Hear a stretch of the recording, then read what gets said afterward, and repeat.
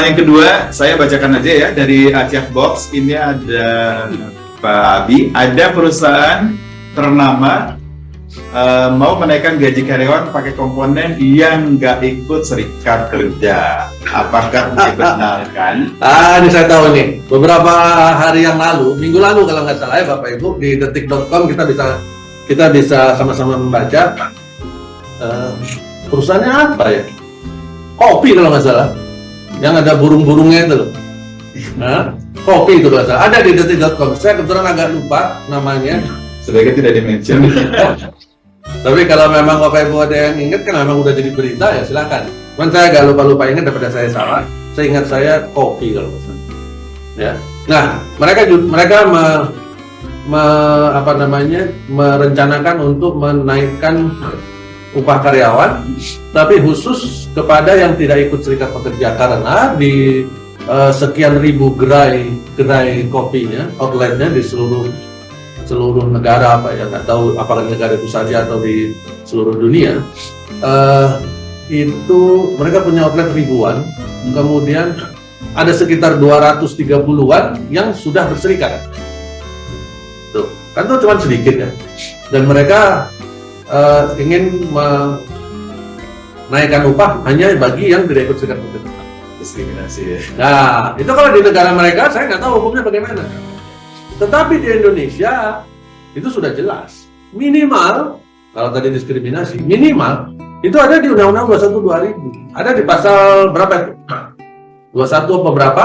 Ya, yang bicara tentang siapapun dilarang menghalang-halangi dan sebagainya, berdirinya serikat pekerja atau kegiatan serikat pekerja, menjadi atau tidak menjadi anggota serikat pekerja dengan cara sebagai berikut. Salah satunya adalah tidak menaikkan upah, mem-PHK dan sebagainya. Itu masuk dalam kategori itu. Perlakuan berbeda. Perlakuan berbeda. Kalau itu terjadi di Indonesia, maka tentu keputusan perusahaan yang seperti ini akan sangat mudah dihajar oleh teman-teman serikat. Dan dalam konteks ini saya mendukung. Ya. Sip.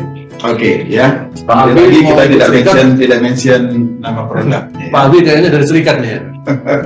Sebenarnya kayaknya bukan burung ya, kayaknya makhluk laut ya. Makhluk laut kayaknya. Oke, lanjut pertanyaan dari Google Form. Google Form. 1. Apakah dalam peraturan ketenagakerjaan untuk cuti perusahaan boleh memberikan batasan kepada pekerjanya untuk alasan susah koordinasi pekerjaan apabila mengambil cuti terlalu lama? Itu dulu deh. Baik.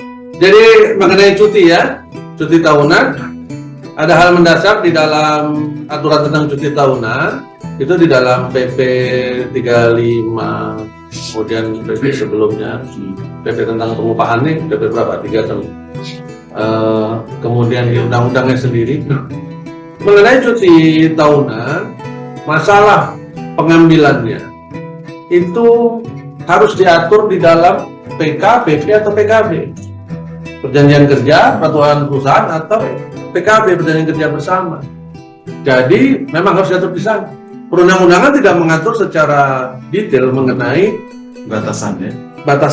Ya, tapi haknya diatur mengenai cara pengambilannya, proses praktek pengambilannya, Teknisnya. apakah boleh 12 diambil semua atau harus 22 atau 33 atau 55 atau 10-10, itu semua harus diatur di dalam perjanjian kerja, peraturan perusahaan atau PKB ini. Ya, jadi itu yang harus dilakukan. Apabila memang alasannya seperti ini, sebenarnya alasan koordinasi ini kan kalau dia lagi cuti ya memang dia dilepaskan dari kegiatan bekerja. Ya. Jadi sebenarnya susah koordinasi pekerjaan ini menurut saya agak kurang bisa diterima. Karena orang lagi cuti kok ngajak koordinasi pekerjaan. Kalau dia lagi cuti ya lepaskan dia kan begitu. Cuti tapi HP online. Cuti tapi gitu kan. Tanya nih ya. Nggak ikhlas ya. Ini yang PR-nya surat ini selesai belum? Laporan udah selesai belum? Lah itu namanya bukan cuti. Ya. Kerja online. Itu namanya WFH. Itu apa bedanya cuti sama WFH kalau gitu caranya ini ya? Jadi itu Bapak Ibu, silakan. Tanya berikutnya. Oke, berarti itu tingkatan kasus misalnya aturan bagaimana cuti kalau tidak diambil bisa dikompensasikan dengan uang, jadi tidak hangus. Nah, mengenai kalau nggak dikasih kan biasanya mungkin nggak dikasih, tapi nanti dikompensasikan cutinya dengan uang. Ya, nah kalau itu ada diatur.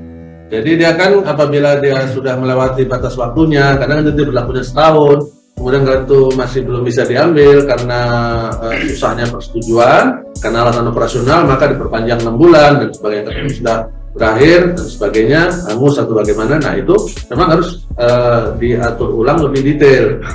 Contoh, kalau di perusahaan manufaktur misalkan susah untuk mengambil cuti, kemudian terus dia diundur, ternyata begitu habis diundur juga masih susah. Tapi bukan karena salah karyawan, karena sudah ngajuin terus. Bahkan misalkan nih, setiap bulan karyawan ngajuin permohonan cuti untuk bulan depannya, tapi nggak disetujui terus, sampai akhirnya masa perpanjangannya pun habis. Kan karyawan jadi rugi. Maka dalam BP atau PKB sebaiknya diatur, apabila kondisi seperti itu yang terjadi, maka itu dikompensasikan dengan uang, silakan. Tapi prinsip dasarnya adalah istirahat harusnya. Maka di dalam undang-undang disebutkan bahwa cuti itu tidak bisa diuangkan, tapi cuti hanya bisa diuangkan untuk satu kasus, yaitu PHK. Satu PHK memang bisa diuangkan. Oke, gitu Pak. Ini masih ada lanjutan pertanyaan yang berikut. Nomor 2 adalah, apakah boleh perusahaan hanya memberikan izin sakit 1 hari untuk karyawannya dalam kurung wajib dengan surat dokter?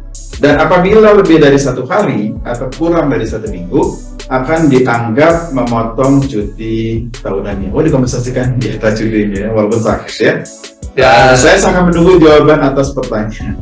Oke, silakan tuh deh. Kita seharusnya membedakan antara keadaan sakit dengan keadaan cuti. Jadi keadaan sakit itu ada proses pembuktian melalui surat keterangan dari dokter, ya. Dan dokter ini adalah pihak yang diakui independensinya karena keilmuannya, maka dia independen dan dia berhak untuk membuat surat keterangan tanpa dicampuri, ditekan oleh siapapun. Diintervensi. Jadi si dokter ini punya hak untuk menuliskan si karyawan butuh istirahat 1 hari, setengah hari, atau dia tidak perlu istirahat, kembali bekerja, atau 2 hari, 3 hari, atau rawat inap dan sebagainya. Tentu dengan dasar pertimbangan alasan-alasan medis, ya, karena keilmuannya. Dan itu dilindungi oleh hukum. Maka seharusnya perusahaan tidak ikut campur di dalam urusan surat keterangan dokter. Dan karyawan itu kalau izin sakit pakai surat dokter itu sudah cukup. Apakah oleh dokter diberikan surat keterangan harus istirahat 2 hari atau 3 hari, maka perusahaan harus mematuhi itu. Sebagaimana si karyawan juga harus patuh pada keterangan sakit itu.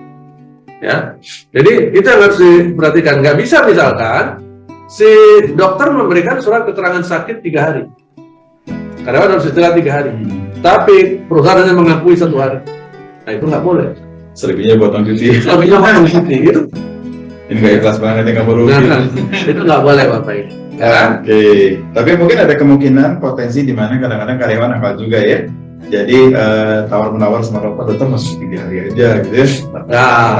Ya itu kadang-kadang ada juga praktek-praktek demikian. Jadi kalau kita seimbangkan dari sisi perusahaan, itu kembali lagi bicara masalah trust ya, masalah kepercayaan. Makanya kalau kita merasa ada klinik-klinik atau rumah sakit atau dokter yang agak lemah independensinya seperti itu, maka biasanya dokter perusahaan kita yang akan melakukan cross check kepada si kolega-koleganya tadi. Verifikasi. Pada saat saya 2004 bekerja di sebuah perusahaan Jepang terkenal, ini perusahaan Jepang yang beda lagi dari perusahaan Jepang yang tadi itu. Banyak banget. Saya kebetulan 11 perusahaan Pak. Jepang semua. Campur, Jepangnya mungkin ada setengah. Kita punya dokter di dokter perusahaan yang standby di klinik itu seminggu 3 kali. setengah hari, ya kan? Jadi diatur. Nah, pada saat dia standby, kita juga punya perawat. Nah, pada saat dia standby, salah satu tugas dia adalah ngecek surat-surat dokter. Surat-surat dari koleganya itu kalau dia ada merasa, jadi dia lakukan random check, random verification, termasuk kwitansi. Kan dia sebagai dokter dia tahu dong, ini harga yang wajar, ini kalau sakit ini istirahat sekian, ini wajar dan sebagainya. Ada yang nggak wajar dicek sama dia. Soalnya markup hari sama harga. Nah, markup hari, markup harga itu ini dia tahu. Akhirnya suatu ketika terbongkarlah kasus.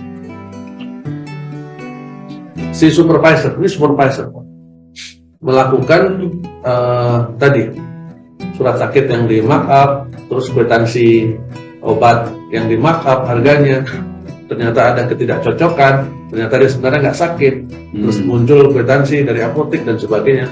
Ternyata yang membuatkan itu semua adalah istrinya. Kebetulan istrinya dokter. Jadi pas sudah diverifikasi ke apoteknya dan sebagainya, ternyata itu nggak ada. Fiktif. Nah, kasus itu muncul dan karena perusahaan value-nya pada saat itu, perusahaan Jepang tempat saya kerja pada itu value-nya adalah integrity, maka kami besarkan kasus itu. Kita tidak berhenti di sana karena secara rupiah kalau nggak salah waktu itu dia itu merugikan perusahaan paling sekitar 3-4 juta waktu itu. Untuk kurun waktu reimburse 1 tahun itu kan sebenarnya nggak terlalu besar secara nilai rupiah ya. Tetapi karena value integrity yang mau kita munculkan, nilai-nilai integritas, kita besarkan kasus itu dan itu kita jadikan pidana, kita PHK dia. Di situ dia berada di level supervisor dan ini orang lama, sehingga semua orang tahu pada saat itu kasus. Tujuannya apa? Supaya memberikan efek jerah. Selanjutnya langsung nggak ada tuh, tikus-tikus pada tiarap semua, aman setelah itu. Aman ya. Saya juga pernah mem-PHK lebih dari 15 orang karena kasus kwitansi fiktif. Nah, ya saya telusuri, investigasi, ternyata memang apotek dan optiknya nggak ada, itu fiktif. Dan itu sudah berlangsung beberapa kali dan baru ditentukan. Dan memang ya harus saya cut lebih dari 15 orang. Dan itu levelnya mungkin masih supervisor ke bawah ya, supervisor yang ke bawah. Nah, ada juga yang memasukkan kwitansi surat dokter. Jadi memasukkan surat dokter dan ini levelnya manajer. Nah, jadi memang harus kepekaan ya. Jadi memang kalau di bagaimana mendeteksi palsu dari tulisan dan tanda tangan itu, saya menggunakan grafonomi, gitu ya. Jadi bisa dilihat, wah ini kok ada yang aneh gitu ya. Kemudian setelah cek dan sebagainya. Nah, setelah dilakukan investigasi, proses interview, akhirnya yang bersangkutan mengakui. Dan memang konsekuensinya karena memang kita merujuk kepada value yang perusahaan pegangkan adalah masalah integritas, ya sudah kita angkat, gitu ya. Walaupun mungkin orang-orang melihatnya bahwa kan kasusnya cuma kecil Pak, cuma masalah surat dokter doang, bukan masalah surat dokternya. Ini masalahnya adalah masalah integritas.